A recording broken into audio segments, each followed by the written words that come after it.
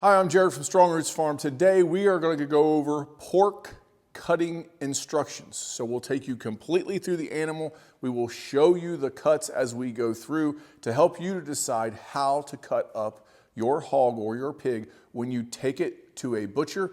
I will show two viewpoints, one from the customer side when you're communicating with your farmer or homesteader, and the other from the farm homesteader, how you can better service your customers and educate them on what to get cut. Now this is actually the second video in our series. So we did do one on beef. It's down in the description if you're interested in cutting up beef or the beef cutting instruction video.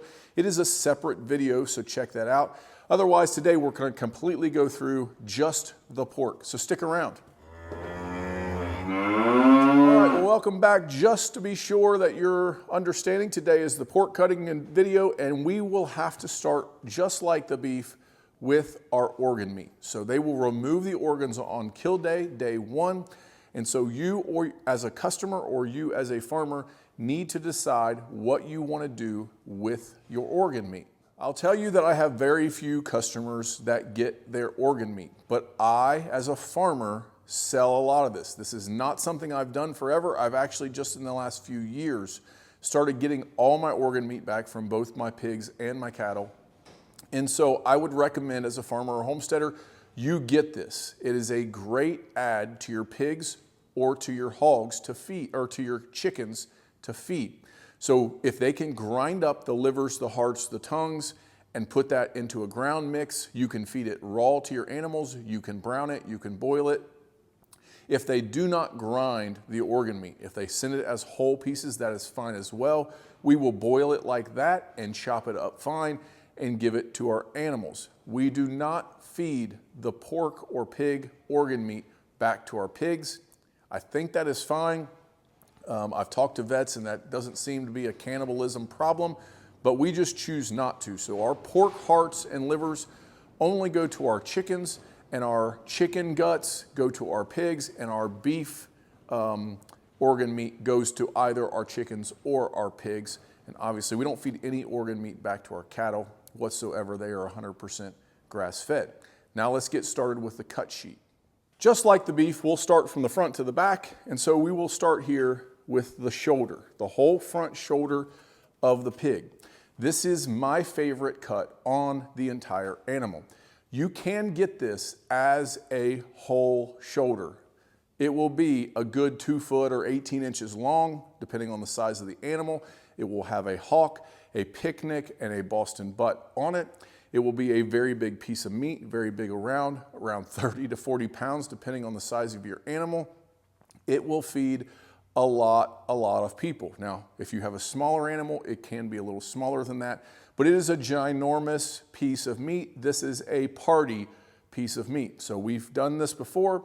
We have people that like them like this. It's a big cut on a smoker, and you feed a big amount of people. We did this at the campground and fed 30 to 40 people.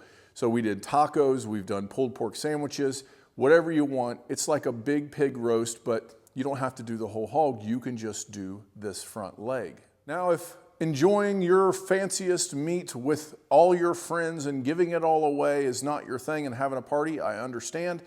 You can break this shoulder down. And so you can break it down to the 3 main pieces, which would be the Boston butt, the picnic, and the hock. And your Boston butt, your pork butt, will look similar to this. So this is one whole cut. This is a pork butt, as they would call it. It weighs probably 12 pounds, 10, 12 pounds. It's a big piece of meat still. It still will fill a crock pot or a smoker. You can still feed a lot of people for it, but you'll now have 3 cuts, and the hock we'll use for soup beans. You can add them, just roast them in and make tacos out of them. The hocks are great to have. We'll talk about that later as we get into the smoked meats. But you can break this down into 2 big, large roasts and then your hock. You can decide to cut it down even smaller and go with smaller family-sized roasts. So basically, this is 1/4 of a pork butt. So they'll take this into a 2 to 3 pound roast. Is what we'll ask for. Now this is a little bit more than that. It's more than 3 pounds. It has very good marbling. It's very good dark color. We raise our pigs outside predominantly, except for in the winter. And this is more of a family size cut. So this is what you would call breaking it down into smaller roasts. So if you tell your butcher, take the shoulder and break it down into 2 to 4 pounds smaller roasts, that's what you'll get back. It will have bones in it. Some cuts will not. Some of that, as they slice, the way they break it down, may not have one. You may get a roast without a bone in it, but you'll get the blade, the shoulder blade of the animal, and then down into the leg bone as you go into these roasts. You also can take and turn the pork butt into steaks, more like a pork tenderloin or a chop. Get them 3/4 of an inch or 1 inch thick. You can tell them you want shoulder steaks, and that's what you'll get. And that could be a smaller roast. You can still roast it, or you can grill it and cut it like that. My preference, what we do is we break it down into the big crock pot style roasts. We do a lot of entertaining, a lot of family get-togethers, and so that's what we choose to use that for. And there's other cuts of meat that we use for smaller family roasts, like our hocks, or chops out of the loin. So that's the way I would recommend you cut it, is into those whole Boston butt and picnic. But if you have a big party, a whole leg is definitely an eye catcher. It's definitely something special. So next, we're gonna talk about the belly of the animal, but I will let you know what you choose above in the loin can affect the belly. So let's get started with that. The belly, of course, is the pork belly, often called. It's a big slab of fatty meat, and most of the time we turn this into bacon. So we will get sliced and cured 1 pound packs of bacon. This stuff is awesome. There are 2 ways that our butcher will cut the thickness. He'll do regular, which is more of a thin cut to me, and thick cut. We typically get thick cut bacon. So my kids don't like super crispy bacon. I'm a crispy bacon kind of guy, but we use more bacon for baked potatoes and burgers than we do for breakfast meats. We really only sit down for breakfast 1 day a week, and we make sausage sandwiches. We make all kinds of other things.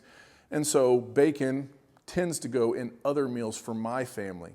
As a farmer or homesteader, I have both cuts in my freezer depending on what people like, and that's what I would recommend to you. If you have the storage space and you're running a farm store, get both a standard or thin cut and then a thicker cut bacon. They sell evenly as well for us. As a customer, if you don't know what you like, it's the same as the grocery store, the thickness. But if you don't know, I push people towards the thickness. So thicker bacon makes heartier bacon. It's good for breakfast. We like to cook our bacon in the oven. We have a bacon oven sheet. It's cleaner. You put it in there. You can fix the rest of your breakfast, and the bacon comes out done. Now, I do know that pan-fried bacon is a fancy thing, and that's the way we've done it for centuries. And so you can more than happy to do it that way, but we choose to do it in the oven. The next part of your side or belly is going to be your ribs. And so we get our ribs as whole racks, like this. The negative to getting a whole rack is that you only have 1 per half on the pig. So the problem with getting loins, which we'll talk about in a second, as bone in, is you tend to lose out on some of your ribs. Ribs will come in 2 different ways. From each animal, you get 1 rack of ribs like that, and then you will have 1 rack of what they call baby back ribs. And so there are 4 8-inch baby back ribs in this pack. Depends how your butcher cuts them and how they package them, but ribs are a great thing. They sell well. Some people say, I don't know how to cook ribs. We advise to smoke them or bake them, and then we put ours into a crock pot. I do not like competition ribs where you have to bite it off. I like my bones to slide out and be super tender, so that's why we finish them in the crock pot. But if you get bone-in loin chops, you will lose out on some of these ribs because that bone is going to get stuck up there. Let's talk about the loin now. So the top back along the ribs here, which would be steak in a beef, is your loin in the pork, okay? This used to be the highest cut of meat. This used to be the best value, and hogs were raised to be long and lean so that they had very good pork loin.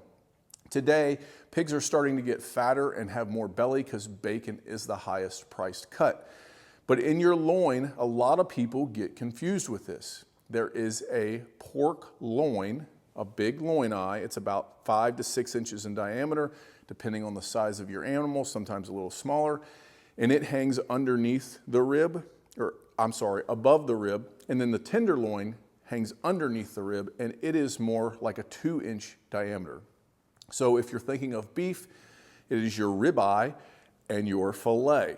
So the tenderloin, some people will call loin tenderloin, but it's really not tenderloin. Tenderloin is 2 inches in diameter, 12 to 16 inches in length, and pork loin is larger around and it is longer as well. It could be upwards of 24 inches in length depending on the breed of your animal. So with this, you have one major choice at the start.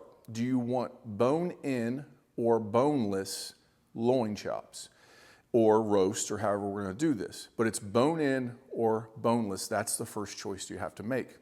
I have customers all the time tell me they like bone-in chops because it doesn't dry out as much.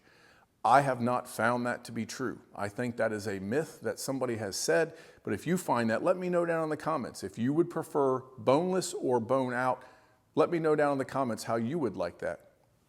I'm first going to show you the boneless. And so this isn't really a fair presumption of the pork loin because this was a mangalitsa. So it's a lard pig, very thick back fat, very well marbled animal, but you can see how small that loin is. And so that is currently today, that's all the boneless I have in my freezer. But that is a boneless loin chop cut 1 inch thick. So the long thing. Now, you could get this in a whole loin. It'll be 20 to 24 inches long. You could roast this, you could smoke it, whatever you'd like to do, and then slice it. It is good that way. But most people get this into chops. As a farmer homesteader, I recommend you put it into chops because there's more product to sell and disperse amongst your customers. As a consumer, if you're not a pork chop fan, you can get this whole, you can get it half or even quartered into smaller roasts if you like roast pork better than chops. That is the way you can get it. I always get my tenderloins whole, and I've sold out of them already because we do boneless. So I can get the chops, the pork loin sliced into chops, and I can keep my tenderloin whole if I go boneless. Bone-in pork chops are gonna be a little bigger. So as you see here, we've got the loin across the back. There is a little bit of fat or meat in the center here that would get cut off if you did boneless. And then down here you have your tenderloin, okay? So bone in, there's pros and cons. The pro is you get a bigger piece of meat. Some people think that's fancy and they like the look of it and that you have ginormous pork loins. It's actually the same amount of meat, just you're leaving that bone in there, and both the tenderloin and the loin are together with that bone in the middle. When you get bone in chops, that bone comes down where it meets the ribs, so your ribs will either be smaller because that bone gets stuck up in that loin, a piece of it, or they will not do ribs at all. They'll make you grind if you do bone in. So my butcher, if you do bone in chops, that ribs get so small, they choose to leave most of it in the bacon and up in the pork chop, and you don't really get a nice rack of ribs in the middle. So that is the give and take that you're going to do with this. If you take your pigs to 300 pounds, it will prevent this. It will help you get more rib to where you can have ribs and bone-in chops and a good portion of bacon, but you're still selecting where you want that meat. I choose to do boneless on everything. That is my way, and my butcher messed up this time and left the bones in. They are selling, people like them. I typically in my store carry both because I find customers are about 50-50 until we have the discussion and I challenge them to cook a boneless and a bone-in on the same night, the same way, and then they say, you're right, it was tougher to eat around the bone, the meat was the same. So I am converting slowly people to boneless loin chops. So I kind of mentioned it, but let's talk about your loin chop thickness. So we like 1-inch chops, more of your restaurant center cut pork loin style of a chop, right? You could get those grilled at a restaurant and they come out and they'll maple glaze them or whatever they do. That's the way we prefer to have them cut. If you like breakfast chops, so if most of your pork chop is, a breakfast pork chop, most people like 1/2-inch thick breakfast chops. You can tell your butcher to cut half the loin in 1/2 inch and half of it in 1 inch, so you can have a breakfast and a dinner choice, but it's up to you how you would like that cut. The other thing you can do if you get them cut a 1/2 inch thick is you can now tenderize them with a hammer, or if you have a fancy home tenderizer, you can run it through there, and then you deep fry it and you get a pork tenderloin sandwich. So you'll dip it in some kind of a dredge, then into flour, deep fry it. That's how they make these fancy pork tenderloin sandwiches. You also can do that same thing with your pork butt. They will cut these at a 1/2 inch thick, tenderize them, and make these big Texas style pork tenderloins ginormous in restaurants like you probably have seen. I do not recommend that. The pork butt is such a great cut of meat. I would not deep fry it and put it on a sandwich like that, and I definitely wouldn't pound it out super thin like they do. So I prefer to take loin if I'm gonna make fried tenderloin sandwiches, and I hammer that loin out and make that sandwich, and it's just bigger than the bun. It's a perfect size, but it's a lot of work, and you definitely probably won't eat an entire loin in just pork tenderloin sandwiches, so you have to make that choice. As we move backwards on the animal, now we are at the rear leg. Most people call this the ham, not the rear leg, and most butchers will say ham. Some will say rear leg on their cut sheets, but most say ham. You obviously can get this in a ham. You can get it smoked and cured, sliced, put into a ham, however you'd like to have it come, it will be like that. We do not do this. So if I sliced it into 1/4 inch, 1/2 inch thick breakfast ham slices, sometimes those sell, but I don't get a lot of them. I do get some people that will buy a smaller ham roast, which I'll show you here in a second at the bottom of the leg, but for soup beans or whatever they would use it for, but we don't get a lot of that either. We choose here to grind our entire ham. The reason we do this is because we don't sell a lot of hams. Now, you could get hams at the end of the year, but I tell people it is not the same. The Honey Bake Ham Store has a special spiral cutter. They use all kinds of seasonings and marinades, and they brine this ham to make it taste like you have gotten before at some fancy Christmas dinner. If you sell hams to your customers like this, as a farmer or homesteader, I think we're leaving ourselves up to failure, because there's no way a raw piece of ham will end up like the Honey Bake Ham Store unless they are really good in the kitchen, and it's more work. So people think they can just stick that ham in the oven with some Coke over it and some brown sugar, and it will come out like the Honey Bake Ham Store, and then they are disappointed with all their family, and they think it's your fault as the farmer, when not. Your pork is way better as a quality of pork. It's just the preparation and the work that goes into creating a great ham for a dinner like that. So if you choose to get your hams in a large ham, or in ham roast, or in ham slices, you can test your market. I think it will sell. We have sold some like that, but predominantly we tend to grind it all, because if you don't grind your hams, an entire half cut the way we cut it in large portions only gives you about 25 pounds of breakfast sausage or ground pork or whatever you would choose about. We'll talk about that in a second. So we grind all of our hams. Next, we're going to talk about the hocks. And so this is not pickled pig's feet. This is not the foot. The hock is down here, kind of what you would consider an elbow. You have 2 of them per half, 4 per animal. You can get these smoked and cured. You can get them fresh, which just means raw meat with a bone in the center. These make great small meals. So we'll take our fresh hocks and we'll roast them in a crock pot, and we'll make pulled pork tacos. We'll make pho. We'll make all kinds of things out of these. We like our hocks here, but And it's also really good for bean soup. But if you want more of that style, a bone-in roast for bean soup or that kind of a roast, there is a roast right here at the bottom of this ham called a ham roast, the end of the leg, and you can ask for that specifically from your butcher. Say, I want one of the bottom end of the leg for a ham roast and the rest of the ham's ground. And so there you go. I will tell you, a smoked hawk in bean soup is a game changer. I often have people ask me, what's your fancy recipe for bean soup? There is no fancy recipe. It's a smoked hawk and salt and pepper and beans and onions. It's nothing to it. I put water or chicken broth or even pork broth that we've made in the crock pot, and I set it and I leave.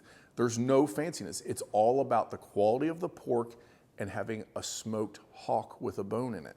A few other miscellaneous cuts that you can get the skin back and make your own pork rinds. We don't do that. It's a lot of work and it's not able to be sold because that would be a processing or a cooking license in Ohio.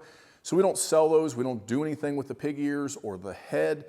If you're down south, pork head can be made into an awesome meal. And it's kind of, weird with a whole head there and your tacos around it, but a lot of Mexican cultures like this kind of a thing. There's a lot of meat here in the jowl. It's super fatty. We have our jowls made into jowl bacon, and we like that. It's wider. It's perfect for a burger, but you can do a whole head. You can get the skin back, and you can also get lard back. Lard is a great thing.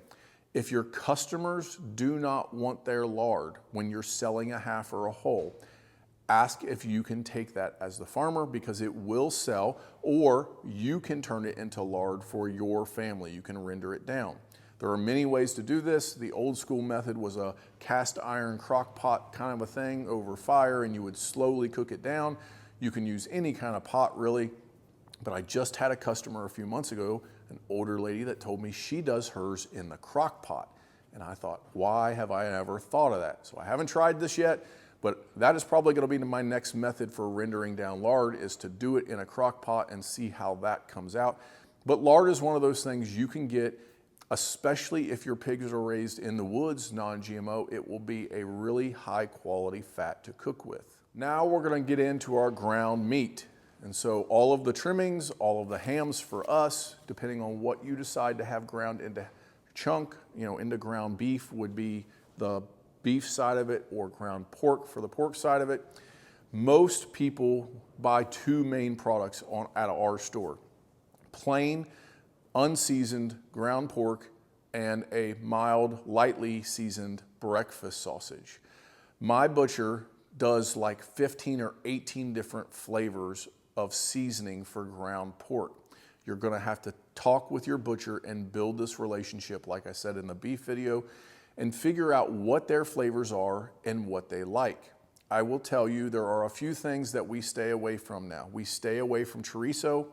In Ohio, it doesn't sell very well. We stay away from really hot, so extra hot breakfast or hot Italian, those flavors we stay away from because they just don't sell well. I like them, my son likes them, I have a few customers that do, but we don't get a bunch of that. So as a customer, when you do ground pork, and it's different at every butcher, we have a 25-pound minimum. So if I say I want breakfast sausage, I can give them any poundage that I want as long as it's more than 25 pounds. So just think about, are you gonna be able to eat 25 pounds of extra hot breakfast if you choose a flavor like that? Some flavors that work really well, obviously the two main ones, plain ground pork and breakfast sausage, we sell a lot of. We also do well with andouille sausage. We do that several times a year. We try to keep that in our store. It sells fairly well. We have a sweet and spicy Italian that is not very hot. It's not super spicy. And people like that. That sells fairly well. But our main, our main two hitters there as we look in our ground pork. You can also get these same flavors made into brats. This obviously is going to change comparative to butcher, and I would recommend asking them the size. So if it's a standard quarter-pound large brat, those do not make well into breakfast links, I have found. Now, if they have a smaller casing, hot dog size or even smaller breakfast link size, I would recommend breakfast links. My butcher does not do that. Breakfast links will sell well, but on brats, it's typically more of a grill out style of a flavor. We have gotten andouille in brats before. I will not do that again because the ground andouille just turned out better. I have gotten jalapeno cheese brats. Those were awesome. But remember, you're getting 25 pounds of this from my butcher. So can you eat 25 pounds of jalapeno cheese brats?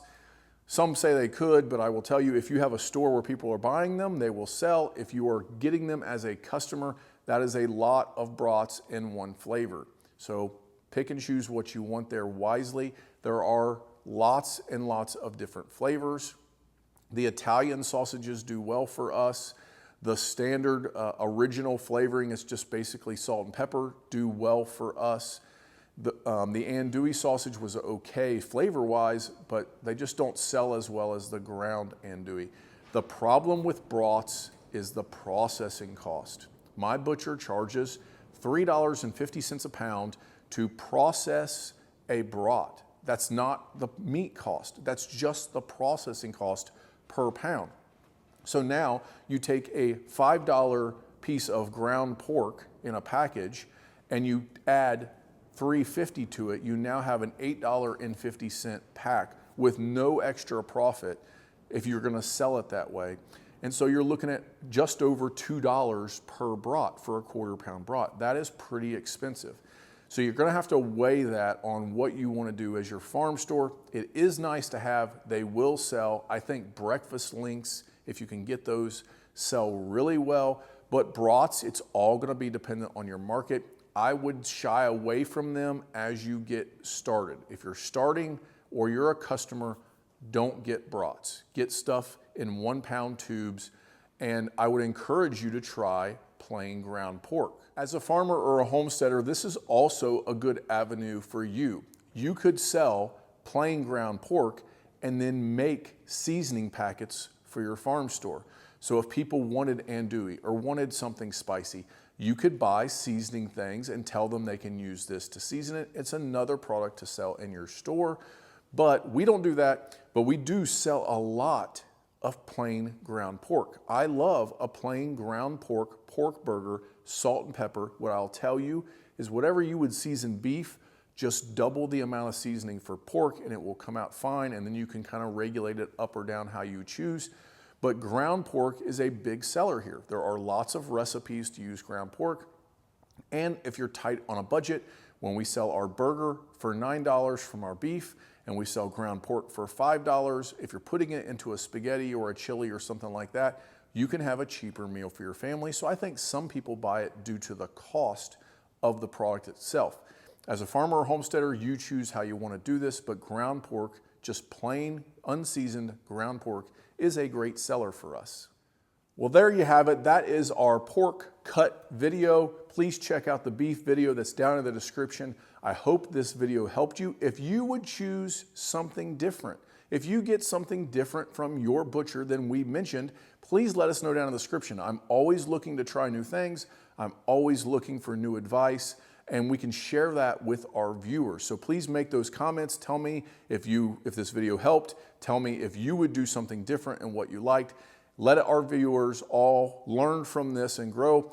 So I hope this helped you. Please feel free to share this with your customers. If your customers need some education on how to cut something, you're more than welcome to share this video with them, or use this video to make your own for your farm. So a few things I'm going to recommend to the farmer or homesteader. A pamphlet with pictures for people who don't understand what they're getting is a great thing. You can take and have pictures of pork loin versus bone in, all the kind of different things that you want to do, and that will help them make their selections better. It's a great customer service thing. You can get bones from the pork, just like in the beef, and give those to people for dog bones, but there's not as many in the pork due to the fact that we're leaving it in the ribs. The bone is staying in the front shoulder, so you're really only getting that back leg. We do typically not get bones from our pork, only from our beef, but it is something you could do. anything to help your customers along, this is better. So organizing your freezers, selling these in variety boxes so that they get to try more pork, all those things will help your sales. Well, there you go. That is the pork cut video. Don't forget to hit that like button if you enjoyed this video or it's helpful. We will see you next time. Have a good one.